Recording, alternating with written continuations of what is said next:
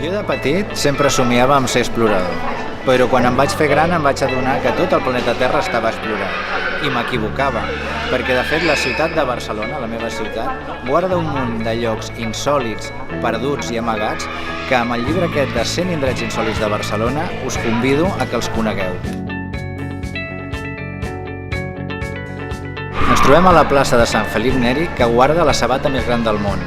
Altres exemples d'indrets insòlits de Barcelona és, per exemple, la Casa del Botxí, que no vivia ni dintre ni fora de la població, sinó la mateixa muralla. També podem trobar dins el casc antic les columnes de l'antic temple romà d'August, una meravella per descobrir. I també tenim alguns jardins secrets, o per exemple el Tor d'Orfes, que era allà on les persones abandonaven els nadons. Fora de muralla podem trobar a Barcelona l'ascensor de Batman, la casa de Lovecraft, el superordinador del 2001, una odissea de l'espai i molts altres indrets que amaguen històries, amaguen llegendes i amaguen personatges que jo us convido que els descobriu.